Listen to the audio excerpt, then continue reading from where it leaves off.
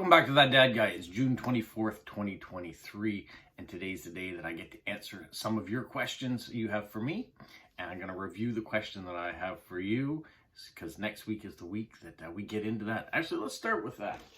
Let's pull out the binder. So for the month of June, the first Saturday of every month, I ask you a question and give you the chance to send me a postcard with your response on it. So this month I asked, what is your favorite holiday? That's question number 5 for the year. What is your favorite holiday? So you just put on your card the number 5 and tell me what your favorite holiday is and why. The card could pertain to it. It doesn't have to, but if you have something that goes along with it, that's great. And then on the first Saturday of the next month, I'll give you a new question, but I'll also read back all the responses. So I've got a few cards already in for that. So next week is the first Saturday of July. So I will read off the cards that I have and give you a new question for the month of July. So that's what we have going. All right, what we do have going on all the other Saturdays, though, is you asking me questions. So let's get into some of those. The first question I have is, if you could host a dinner party, this comes from Ashley K. Journals 8284. If you could host a dinner party and have 5 celebrities or historical figures at the table, who would you like to invite? This question gave me a bit of thought. Always when I hear these type of questions, I think of what would be your role at the table? If you had 5 huge celebrities there, what would make them want to talk to you? What would you have in common with them? So what would you get out of that? A lot of times, as they say, you know, living or dead, or if you're going to just see dead celebrities or historical figures, who would you have? A lot of times, I think in the past, I've said that, you know, I'd rather have members of my family that I didn't get a chance to spend as much time with to get to know them better, that I would have them at that party. But in this case, the way this question is worded, I went with more of a comedic spin on it. If I'm going to sit at the table with 5 people that come from various backgrounds, the first person I want there is Robin Williams. I know he's passed, and it would be nice to have him back again. I did have the opportunity to see him once.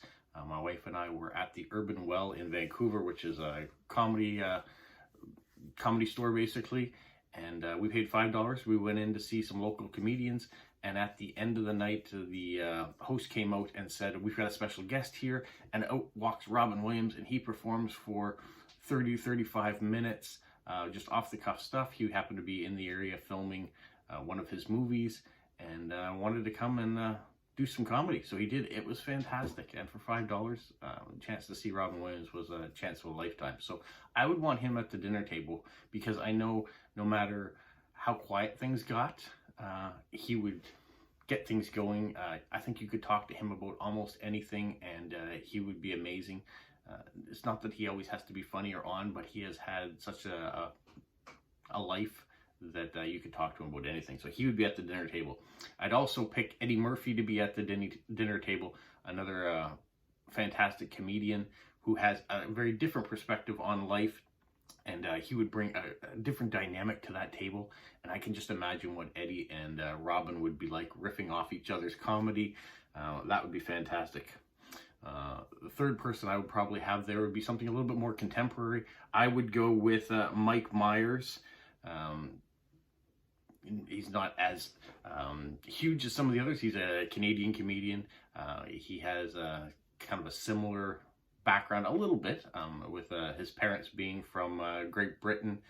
So he always brings that Scottish accent in and things, whether you know him from the voice of doing Shrek or Austin Powers or some of his SNL roles and things. I think he would be a good, maybe he almost probably would be a little bit reserved in that group. Of the 3, his personality might not shine as great as those other 2 would, but I think he would be good. I kind of debated between him and Jim Carrey, and I went with Mike Myers this time around. The fourth person I would have there, another comedian, Jim Gaffigan, another contemporary. He does a lot of jokes about food and things. He's got 5 children. He's always a father. He's very busy. I got the chance to see him in Moncton this past year when he came to perform. Past year, 2 years ago, and he's fantastic. So he'd be the sort of person I think that I could sit down with, and while I'm enjoying food and he's enjoying food, we could talk about it and there'd be some comedy and things in there too, and I know he would appreciate the camaraderie. I think he's a little bit more introverted too if you have him one-on-one, if he's not up in front of the stage on the stage performing for others. If he's in another setting, I think he's a little bit more relaxed, reserved that way, so maybe we would get along. And then the last person, another Canadian I would put in there, would be Russell Peters. He is one of the funniest current comedians that's out there, in my opinion. He doesn't have, I don't want to say he doesn't have boundaries. I mean, he's not like Jimmy Carr. Jimmy Carr is another fantastic comedian, and he'd probably be someone else I'd have at the dinner table, but I'm limited to 5. I went with all comedians, and Russell Peters just, he goes on stereotypes from different countries, and he takes it in a way that you don't get offended by what he's saying. And maybe it's because it's coming from him versus if it was coming from somebody else, but he does it in a fantastic way. His timing, everything is just perfect. So I would go with 5 celebrities. There, it's a long-winded question, but it was one of those questions that I had to put a lot of thought into to think of who exactly I'd want at the table. If I had a politician or something, maybe it would not be the same dynamic. You might get some interesting stories. You know, if you're sitting there with Winston Churchill, be some interesting stories. But would Winston Churchill really want to be at dinner with you? I don't know. Same with Queen Elizabeth II. If I said, oh, I'd love to have met her and had dinner with her, how exciting would the conversation be? I'm not sure. But I know with comedians, you're going to laugh regardless. So even if you don't have the most intellectual conversation, I think there'd be common ground in there and things that you could say that would just make you laugh throughout the whole meal. So that's what I went with. Thank you, Ashley K. Journals 8284. All right, the next question I have comes from Amber in Missouri, and she says, do Canadian dollar bills really smell like maple syrup? That's the first question. Well, this is a Canadian dollar bill. We don't have dollar bills anymore. We have loonies, $1 coin. There's the $2 coin. We got rid of the bills. So they smell like dirty metal. But if you meant Canadian currency smells like maple syrup, here is a Canadian $5 bill. It does not smell like maple syrup. That's a fallacy that's out there. You can scratch and sniff them all you want. They smell like plastic. They're really cool. They've got lots of intricate security features in them. You can see all the holograms in the strip there. Holograms here in the maple leaf. This is Sir Wilfrid Laurier on the cover of or on the front of the $5 bill currently. And there you can see the Canada Arm Space Project in the back. So yeah, no maple syrup, I'm afraid. They don't smell like that. The second question that she has in there too is, what is your favorite restaurant, either chain or local to your area? Another one that made me think a little bit, well, chain is the Olive Garden. I know it might sound blasé. We don't have the Olive Garden here in Moncton yet.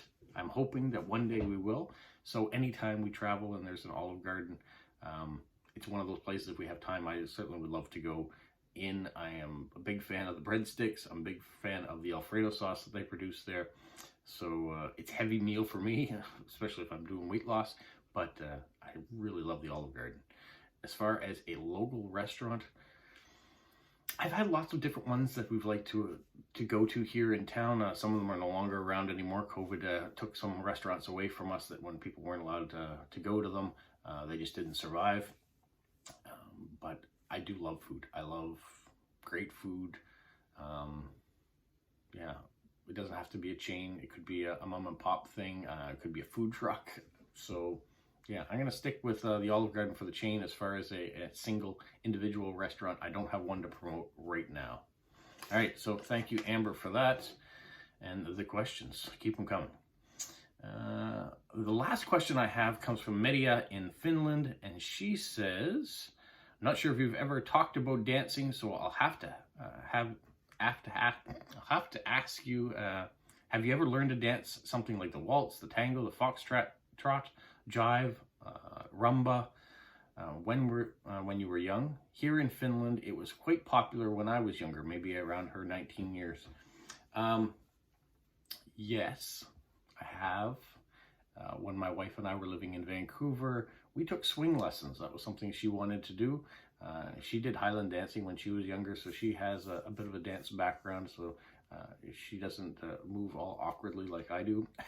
So we went and did swing dance lessons. I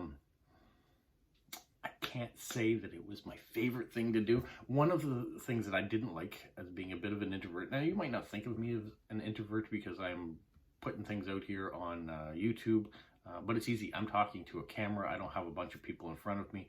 I have done some interviews. I did one at the car show and people stopped and were watching me interview. So I did okay, I think, with that one. And when I go around and film festivals, it really gets me out of my comfort zone and to go do those things. But I'm glad I do.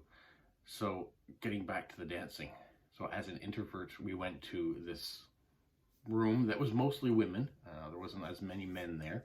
And because there wasn't as many men there, the men were shared. So we would dance with different partners for, I don't know what it was, a minute at a time, and then we'd switch to the next person and have to do the moves. And I wasn't confident in the things that I was doing, so I felt extra nervous when I kept going to a new person and I was making mistakes and they were doing really well. So it wasn't one of my favorite things to do. And when the lessons were done, I was kind of happy that they were done. It wasn't something that I wanted to go on and do the next grouping of lessons into different styles. So that is my dance history. I don't go do a lot of dancing. When I was in university, I loved to go to the clubs. I'm not a drinker, so I would go to the clubs and dance. But in those club situations, you were able to dance however you wanted, and no one really judged. Mostly because most of the other people had been drinking, and they didn't notice that you were poor at what you were doing. But it was fun. All right, that's my dance background, and it was a different question. So thank you. Thank you to all of you guys who have given me questions. If you want to write more questions in this one, you can. I won't be answering them next week because next week I am reading off your answers to my questions, but I will save them for the following week. So go ahead and feel free to leave me some questions here or save them for next week's video and leave the questions there.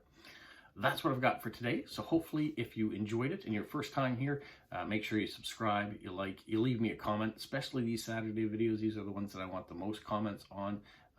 In the form of questions, so the videos can continue each week and I've got something to say.